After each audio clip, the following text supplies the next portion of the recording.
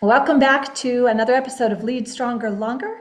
This is the show where we explore what it really takes to lead, personally as well as professionally, and with clarity, your energy high and totally on purpose, but without burning out. And how about without selling out? Today's guest is someone I have deeply admired, not just for her clinical expertise, but for her heart, her honesty, and what she brings to every conversation. I will definitely say she has incredible goddess energy. Again, I admire her so much. I'm super excited to introduce you to Leslie Powers. She's a trauma-informed psychotherapist. She's a philosopher, an educator with over 33 years of experience, where she's been helping people heal from the inside out.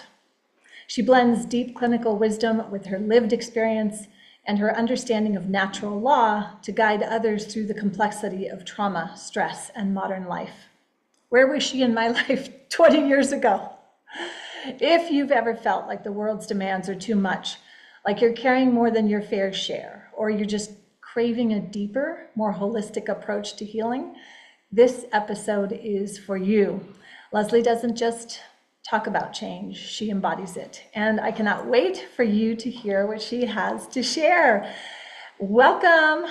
I am so happy that we have finally had the moments to come together and converge here and talk about change. Your hair, it's so Oh, gorgeous. it's shorter now, yeah, than my picture. Thank you, Yeah. Anna. I appreciate being here, and I really appreciate that warm welcome. It kind of brought me a little teary-eyed Oh, to be seen and appreciated in that way. oh my gosh. You followed some of my work. Yes, it's so true, and I'll tell you, I think that like everything that I read in your bio, and when I've been following you, so I've had my own experience with trauma and really trying to heal others, and didn't go and get what I needed, and everything that you've put out has spoken to me in such a level that has, I mean, it's so subtle and so, I want to say this, feminine, in that it allows for this receiving as opposed to shoving it down, which I have a very, as I'm learning now, these balances of masculine and feminine. And I just really honor and appreciate and admire so much your feminine energy. It is beautiful. It is strong, but it is so beautiful. Oh, Okay. thank you so much. Yeah, it really, I think that theme that you're identifying really is congruent with what I have wanted to share today. So see Good. where this goes. Yeah. Awesome. So we always like to start with your favorite, I'll say grounding quote, mantra, something that grounds you. What's that? Maybe it's a phrase, but something that's carried you through hard moments, through even like you stepping into this leadership role that you have embodied now. What would that be? Yes, this question about a quote was a little bit hard for me, but I have had a quote that's been popping into my head a lot in the last few months that really has been talking to me, and I think it's relevant to the things I feel are important to talk about now. And it's a Rumi quote that starts out beyond ideas of wrongdoing and right doing, there is a field. I'll meet you there. When the soul lies down in that grass, the world is too full to talk about. And I think that, it's an ironic quote, given that I am, a very avid student of natural law principles and the understanding of morality as being something that is inherent in nature, and that there is an ability to identify right from wrong, especially when it comes to the major violations of rights, right? So I'm not saying, in my interpretation of this quote, is not saying there's no right or wrong, or that conversation isn't relevant. It's very relevant. But we can get stuck in the ideas. We can get stuck in almost the dogma of a moral principle to the point where we forget our humanity and we lose compassion and care.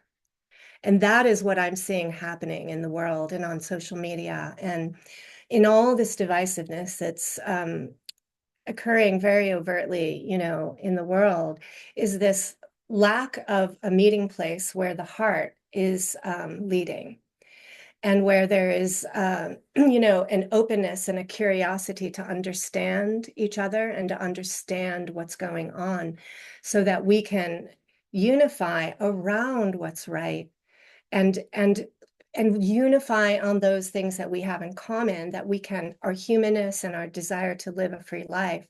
If we can come to that place and understand each other and communicate and work through, then our power is going to be, much greater in the world, and our happiness.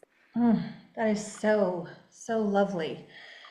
And as you were describing that and talking, putting it out in the ether, as you know, whenever we communicate things, but I heard you say if we could, and that every time you said if, there were two things that came up for me. If, and how come not when, right? Yeah. And and I love that quote as well. And listening to you as I have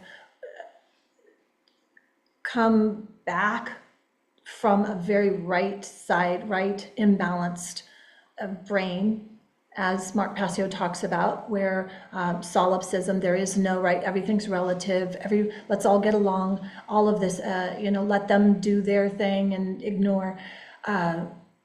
I see how you're expressing this, and it's so eloquent. I'm in awe, truly. Thank you for that. I just want to sit with that for a moment, but I want to address the if. Could you address that for a moment? Sure. Yeah. The when is when we make the decision and we follow through.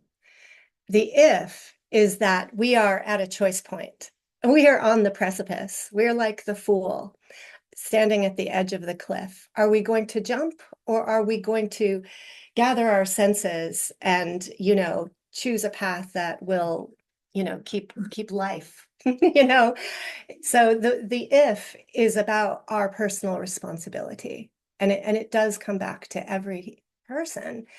And I think, we can see that, there's a process that I've noticed of awakening. We all have our blind spots. That is sort of built into our physiology. The way that our mind, body, spirit system is built to compartmentalize, to protect, to defend. And so blind spots are inevitable. It's the subconscious. That subconscious, that unconscious exists on us on an individual basis within us. It is involved in our relationships. When we're communicating with someone else, their subconscious, their unconscious is part of the dynamic. It's being displayed in our communities and our culture and in the world stage. So we gradually, as we start to open our eyes to see what's really going on, and we're faced with this like very shocking truth that rocks our world, right? And puts us into dilemma, internal conflict and external conflict. It can be very frightening. And it's very common for people to get more defensive in different ways to protect their world. And when, some folks are really have spent years delving into this and become very clear on these sort of moral imperatives, the ultimate, conclusions around nature being ultimately that which kind of creates the bumpers of our bowling, game here, right? We are not the ones that get to, really decide what's right. But we've come up against it. And then we see that our world is backwards and we are a player in it, right? And when we hit that wall, it's a crisis in a sense for us individually. It's a crisis for us collectively. And what are we going to do about that? Now, if we have folks that are screaming at you, and that might wake you up a bit, but that's just part part of it. There's more to be done.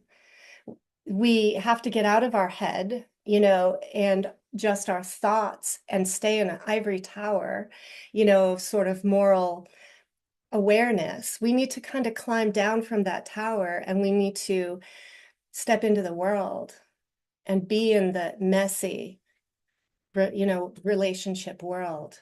It's messy, it's chaotic. Yeah, for sure. It can be, for Yeah. sure. And how are we going to navigate that? Yes, exactly. Exactly. Okay. I don't want to go too far off because I have so many questions for you, but you said, and I just want to get clarification on this. You said we don't get to decide what's right. So this comes back to this concept of natural law and moral relativism, where generally, people are assuming that what is right comes from an authority. That's how we teach our children. Follow directions, do what the teacher says. This is the law.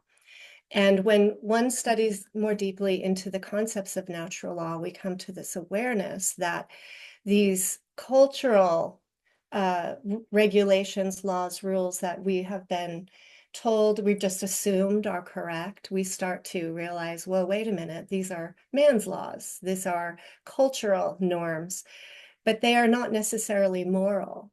They're not, and when I say right, I'm talking about what's moral. And how do we discover what is actually moral? We that is where we recognize that there is a communication from nature itself that is outside of the ability of humans to change. And if people decided that it's okay to rape and pillage and murder because that's what they've justified in their own head, as many people across long history have done, there are long-lasting, very deep consequences that we are, in our current generation, we're experiencing now, the consequences of our forebears and the ways they've chosen to rape, pillage, and murder, and steal and trespass. And as you step back and you are an observer of yourself, of your life, of your family lineage, of what's going on in the world, it's pretty unmistakable that it's clear that there are consequences to certain actions, and we can identify those actions as wrongdoings. If you murder, rape, assault, pillage, steal, coerce, force, trespass, lie, there are consequences.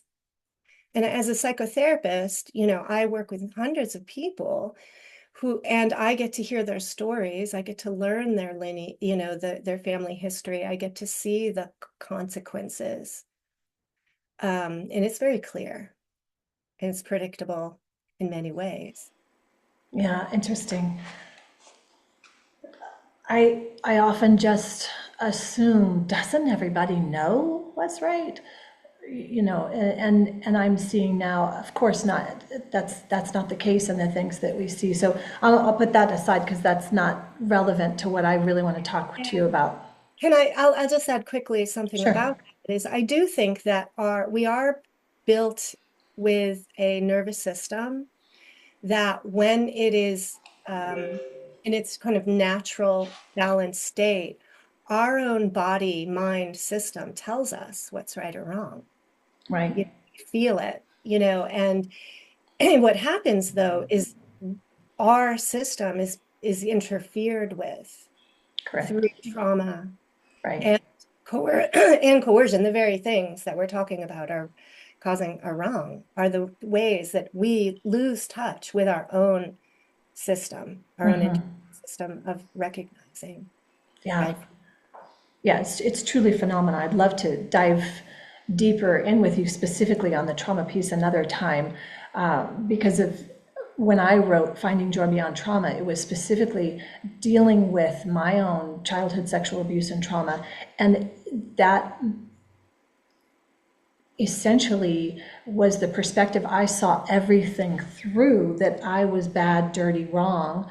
And then subsequent trying to get therapy and help for it, and wrong, people that didn't understand that concept of what sexual abuse is and what that does. A lot of it was, okay, it's your fault. So it then imploded in me. Now that I'm starting to work through natural law and understand what is natural, that piece of me that always knew that was inside me was strong and there, but it got buried because I believed what the authorities said, that you're responsible, and the authority of whatever, the church, the religion that I chose to participate in and agree with, those beliefs, they were not right. They were just beliefs, and those beliefs caused a lot of harm, a lot of pain and suffering, not just to me, but many, many others. And so this is why I think it's so important, the work that you do, and that you're bringing the natural law to it, because it is so inherent in each of us. And when we tap back into that, anyone, even someone who has studied something that says, well, it's okay to rape and do this to someone that you consider is a Goya or a lowlife or whatever, that's, it doesn't matter. They're worthless. You can go ahead and treat them as horrible. They know within themselves that's horrible. And I think that, some of the things that Will talked about is that collective of what we're doing. Now, I didn't totally want to go off into that seriousness with this conversation with you, because being a leader, especially being a woman leader, and having the feminine energy that you have, I really want your insight on this. So would you take us back to a moment or maybe a season in your life that set you on this path? That, was there a personal story or a challenge, or even, when I say breakdowns, I always consider breakdowns as opening the door to a breakthrough. So is there something like that that brings us and opens the door to your current work? Yeah, that's an interesting question. Even the part about sort of identifying myself as a leader is a newer identity, to attach to myself, in a sense. But in terms of what I'm doing, in terms of public speaking, communication, being on podcasts, feeling passionate, and feeling feeling that I have a responsibility to share and make an attempt to impact people in the world, I guess. That is a very relatively new thing for me to be doing. And I would say just over the past 4.5 years or so. And my life experiences up to that point were often very chaotic and overwhelming. My life as a single mother, working full time, having a lot of passions, and just trying to, kind of balance out my own needs in life. That was really a full-time job. But I've always had a curiosity and for knowledge and for seeking truth. So that's been kind of running throughout my life. And ultimately, many people have said this, and it's true for me, that finding the work of Mark Passio was a pretty mind-blowing experience. His work created a integration. I just sucked up that work, and a lot of light bulbs went on that connected it to, my life experiences and to what I was understanding in the world in terms of my work, right? And so it was through that, and then the whole events of 2020 led to meeting people who had similar passion and curiosity and understanding and wanted to be active in the world. And that did include Will Keller, Chris Jansen, John Rowland. There's a small group of people where, we wanted to take action. We wanted to do something, and we wanted to support each other, feeling a bit alone in a sense on the outskirts of things. And so it's helpful to have people, like a support system. We all need a support system. But it was in that context that I was able to go into my phone notes where I had written hundreds of ideas inspired a lot from Mark Passio's work and other things that I was like, I'm going to take these notes and I'm going to consolidate them into some kind of a presentation or slideshow. And that my original kind of Alive and Thriving series, which I haven't even actually finished, I have even more slides. And I think it's in 8 parts now or 7 parts. And that was the accumulation of all these notes that I had written down and then I organized. And that was sort of the beginning of this idea. And I wouldn't have had the courage or the real motivation had I not met these people that inspired me. I love it. It's interesting when you were saying, well, I wouldn't identify myself or use that word of leader.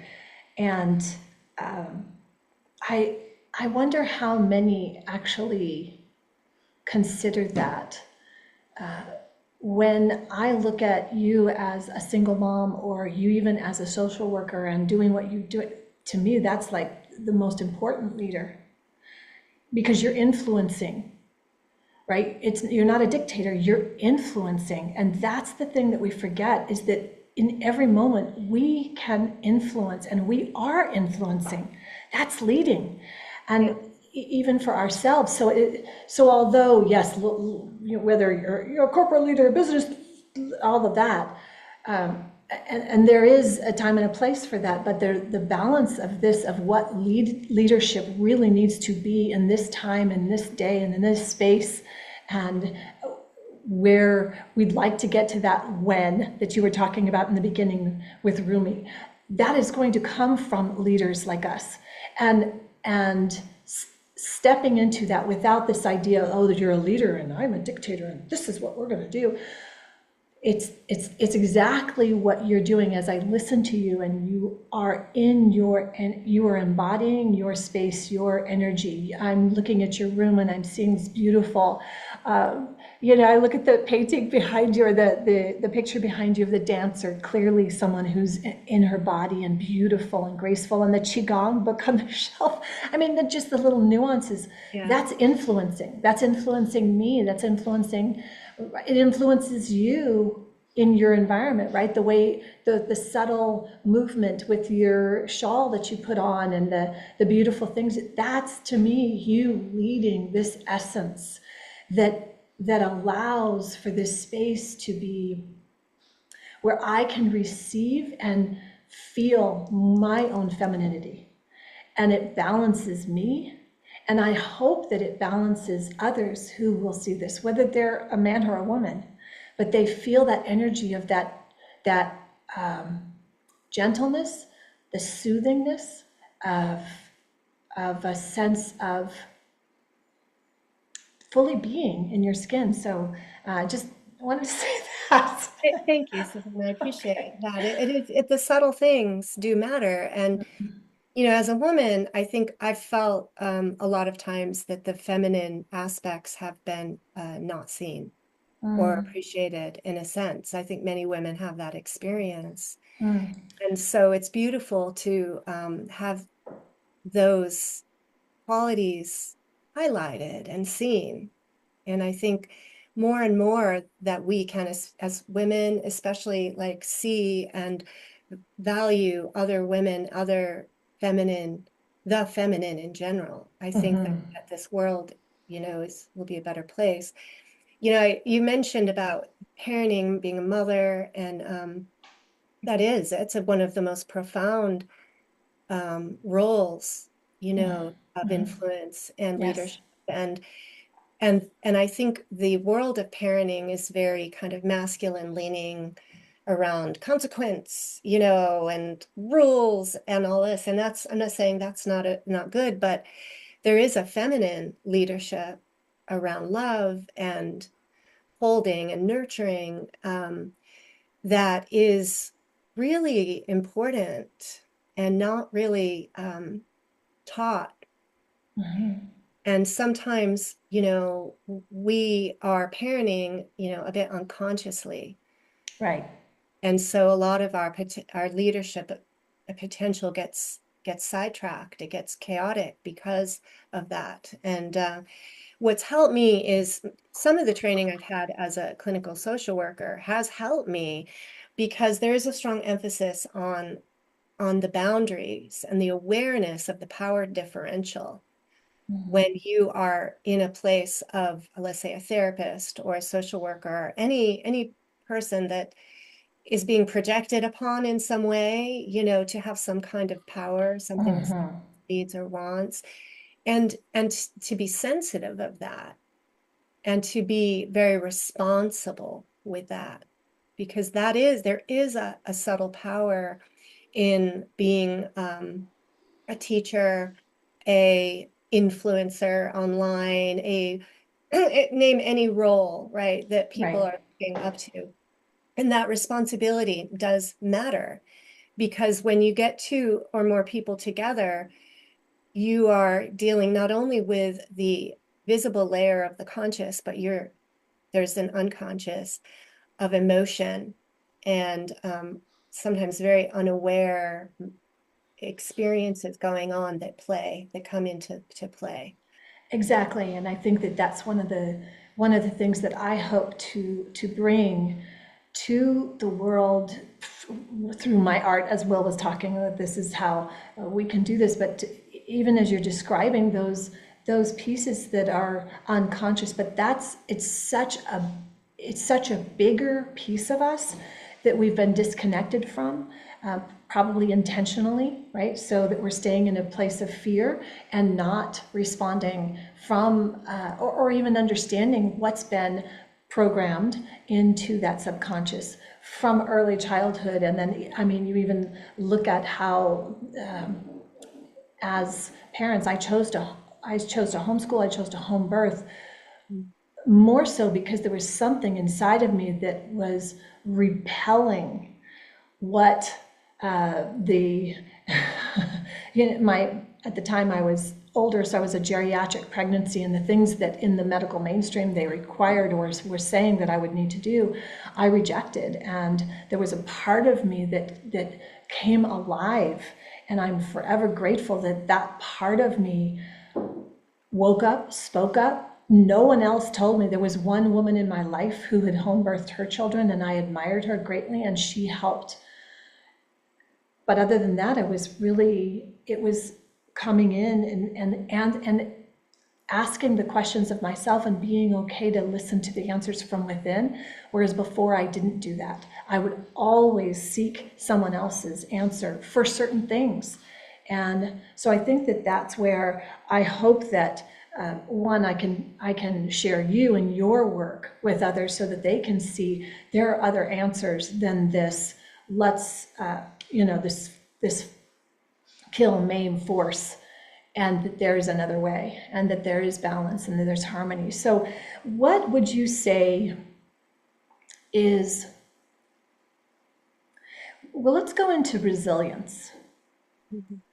And real resilience, because we can suck it up and be strong, but real resilience where there's that transformation. I mean, certainly as you were describing your work, and then in the last 4.5 years, 5 years, you've had a shift that probably required some resiliency, even being a single mom. But I'll use this because I do want to speak to leaders, and I want to keep putting this out there that you are a leader in every moment. Even maybe you're not a boss or like the president of a company at this moment. You are a leader at some point in your life right now. So every strong leader, and I don't mean strong by force, I mean strong in your center, in your power center, which is your heart, your gut, your mind aligned in harmony and tapped into a higher, right? So every strong leader, I believe, has a story, and that it's shaped them, right?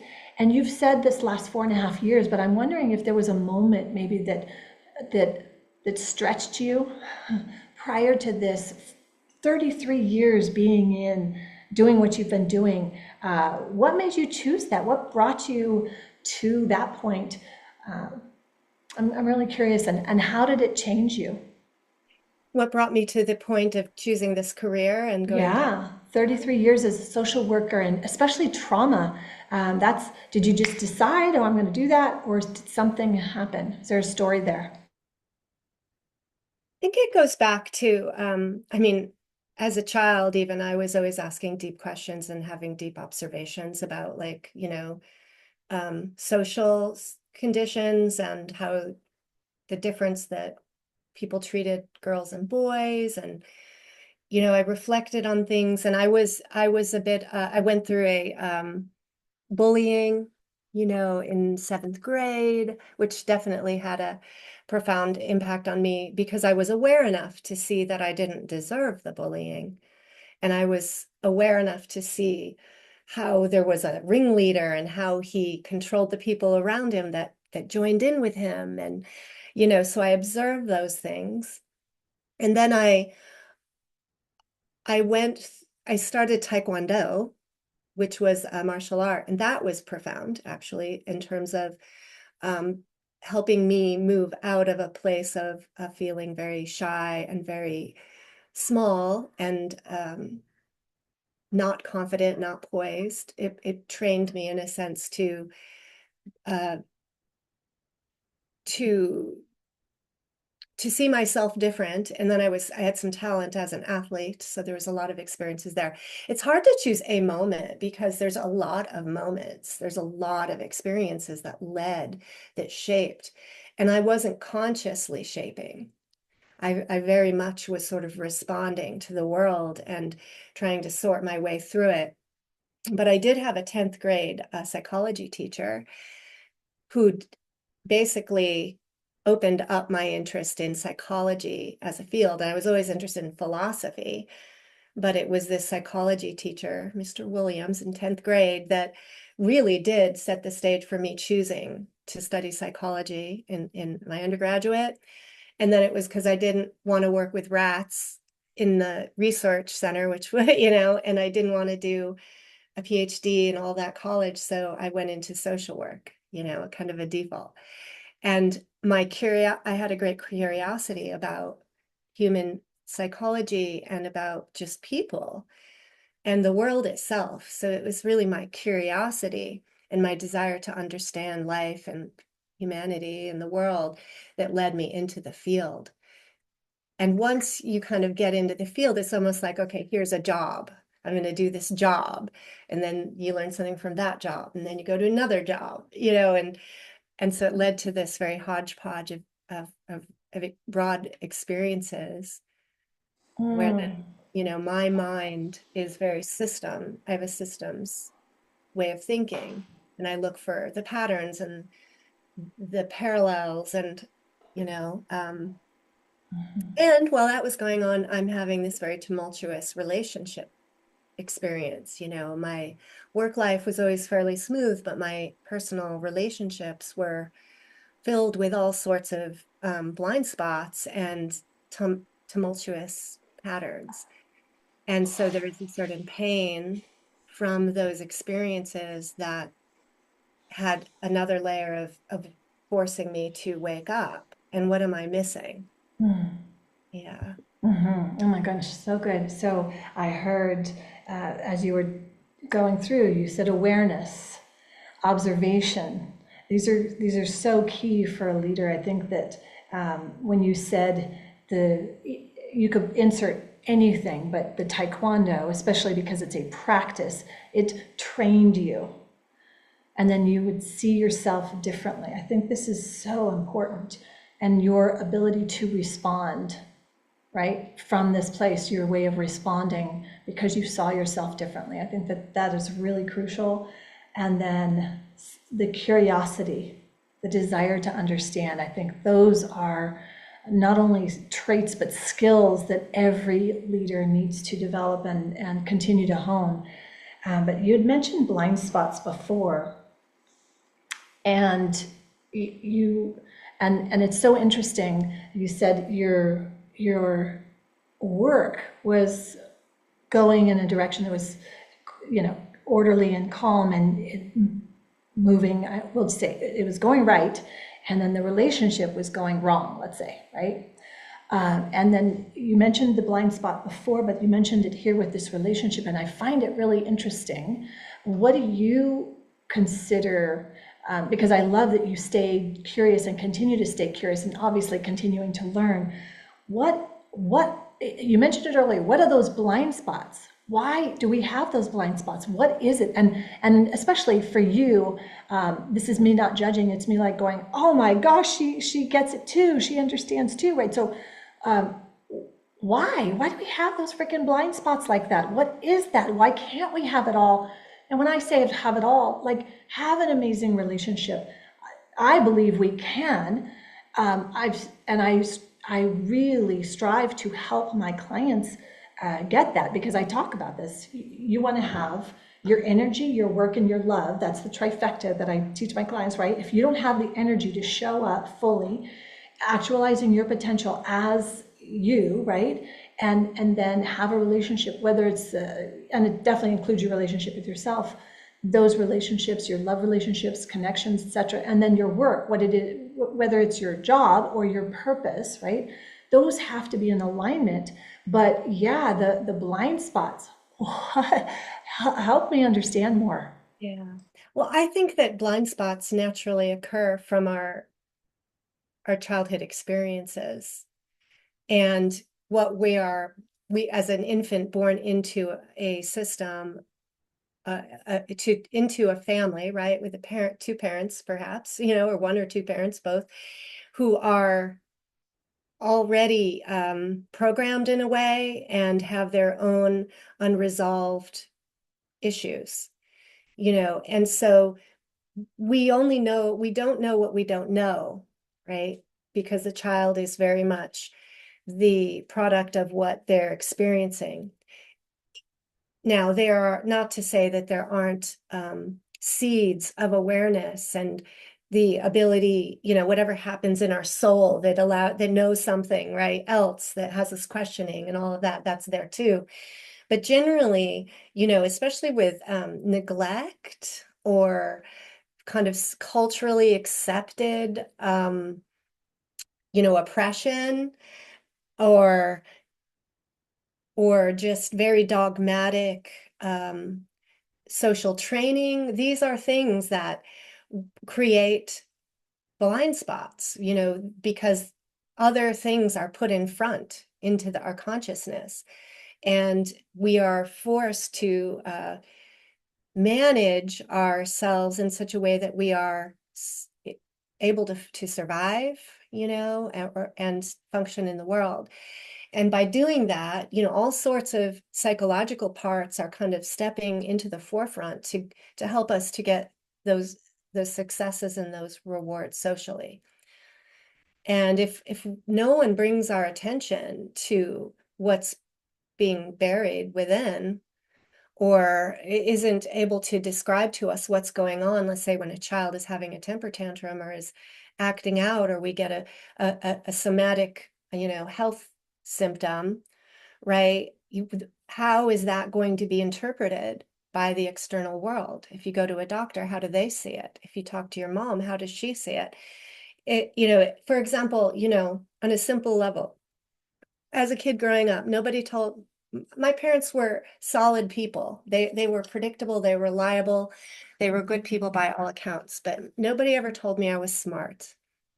No one ever told me I was pretty, right? I didn't get feedback, really. I was just sort of kind of free in many ways, but going through life, trying to figure it all out on my own. My ninth grade teacher told me I was smart. That was a transformative moment because I never saw myself that way. My Taekwondo teacher at age of 13 said I could be a national champion. Really? I could? Me? I guess I'll try for that. I'll train for that. Lo and behold, I was on the national team. And so it's an interesting example of how a lack of feedback, a lack of stimulation or truthful reflection can lead a person to not see things, right?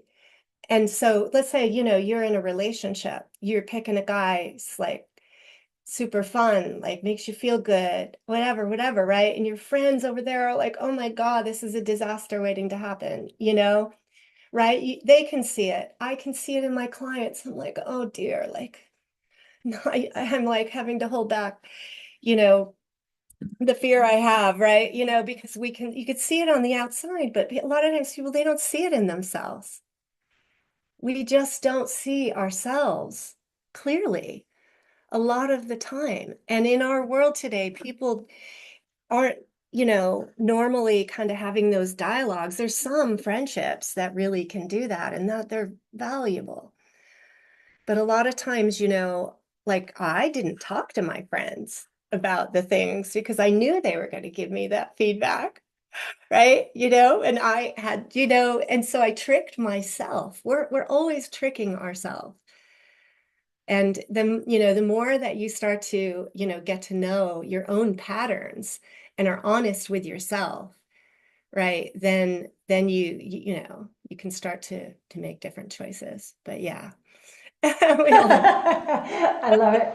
Yeah, for sure. I love that journey where you're sharing us the perceptions and the projections and then the key piece. And I think that this is key for any leader at any level is that feedback. The Mhm. feedback. So when you talked about the feedback, and then you tied it back into truthful reflection, because you can get feedback that completely like criticism that destroys someone, but then you can get the extreme on the other end, and then the individual's confused because it's like you were saying, you knew the truth, and I think each of us knows the truth at some deep level, and we'll hide it from ourselves, and then all of that. But this being honest, the knowing and the tricking that you were talking about, that's yeah. How do you self-reflect then? Because I'm sure you do it now, right? And maybe you do have a community and friends that you're also reflecting back, which is probably something, I mean, that I think is something that is so needed now. I would love to start creating that. I think I'm going to add that to my Powerhouse Leaders Mastermind, is more of that reflection. I have a little bit of it, but usually I prefer not to have opinions involved because projection, of course. But I think that this self-reflection is very valuable. And then what you were saying with regards to having friends who could see that and that that's the safe place. How do you self-reflect? I'd love to know. And what is your daily routine of that? Is there anything like that you've done? Yeah. Yes, I have daily routines. I think my routines in the past were a little bit more regular in terms of a very routine meditation in the morning, which I'm slipped a little bit away of, but I'm moving back towards that very daily, more focused meditation. But every morning, I have a reflective time and I have a sort of rooting into my space, whether it's sort of sitting with mindful observation of my space or being outside and connecting in with the elements there, and usually journaling, setting intentions for the day, being clear on what I've got going on and how I want to go through this. And also I think because we're all really pretty busy, and it can get very easy to focus on our external tasks, our work, our whatever. But oftentimes there's things that we're avoiding. Whether it's an interpersonal conflict that's still got some loose ends, or some decision we need to make that we're going to have some inner conflict. So my reflection is going to be, and throughout the day, really, anytime I can find some or may create some contemplative time, is noticing what is not feeling at peace, what is unresolved. I always ask people, like, what are you avoiding? What are the memories from your past that you avoid looking at? What are the, relationship experiences that you are avoiding? Who are the people you want to avoid, right? Because it's in that avoidance that we can learn kind of what we need to be looking at and dealing with. Yeah, Yeah. absolutely. That's The great. other piece is, I think it's important to have some slowed down time. And our lives many of us are living in very fast paced lives. And that's really what the external pressures are kind of Yes. creating for us. And we have to get a handle on that Yes. and and choose to find spaces in between things, times when we're checking in, even if it's from walking, here to the bathroom. It's like, okay, what is going on with my body? What's my state here? Am I breathing?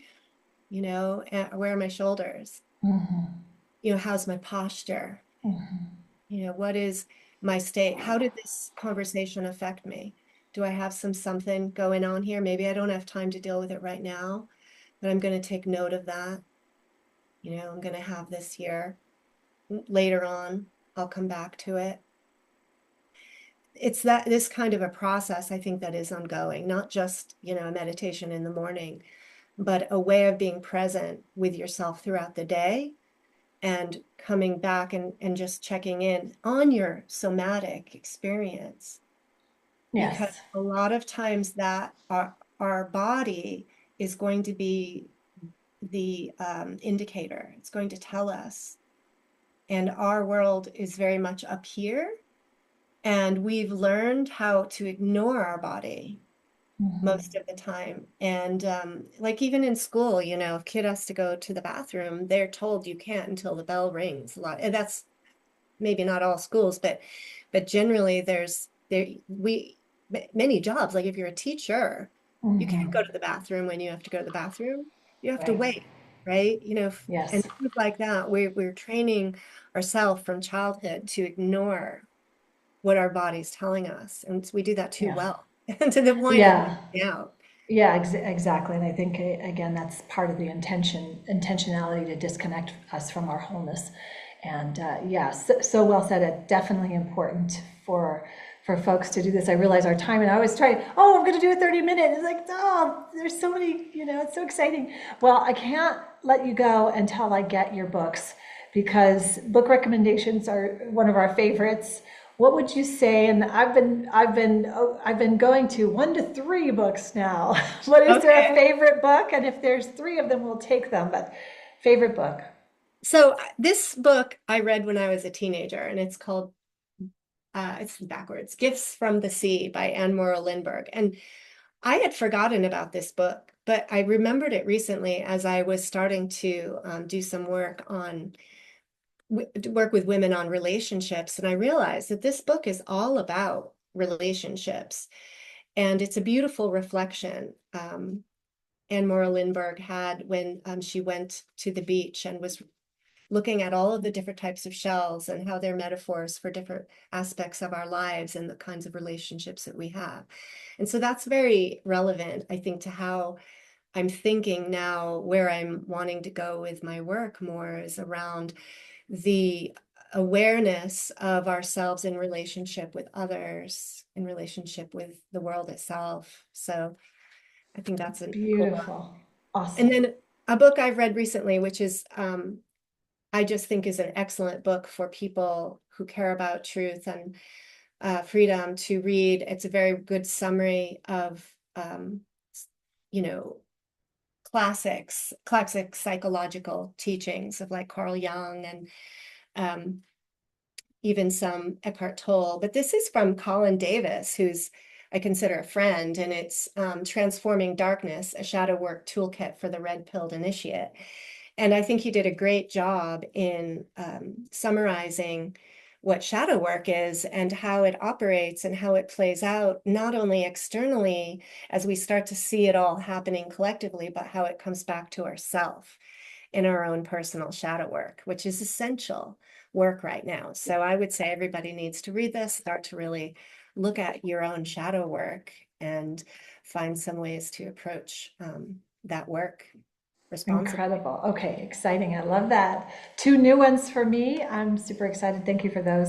If someone today who's been listening and they felt a deep resonance with you, your story, where's the best place that they can go to learn more about you or to work with you or just to stay connected?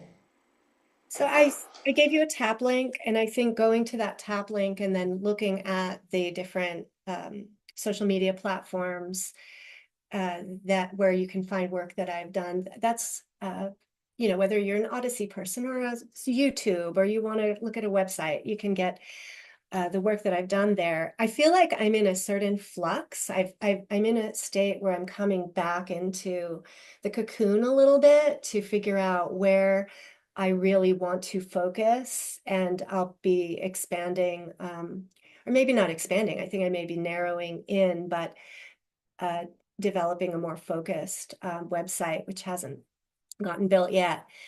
I am involved. The most current kind of project is Health Revealed, and that is a way of integrating my experiences in the social work field into a conversation about how our healthcare system has been really hijacked by the concept of statism or government and the authority-based rule of our healthcare system. Very important work. That's a meaningful project. Yeah. I encourage people to check out, and I will be coming out with more of my own material as things progress. But this year, I'm really kind of going to be I think into doing more internal reflection and writing and getting clarity, and then coming out a little bit with fresh stuff a little later. Nice. I love it. Okay, well, folks, I told you this was going to be powerful, definitely nourishing and personal. What Leslie shared today isn't just therapy talk, and it's, from my viewpoint, this is leadership gold. I've got notes here on this, and I hope you've been taking notes as well, because the truth is, healing and really, if we can get the right feedback, that's part of the healing process. I think that is a key part of it, but that's the part of leadership.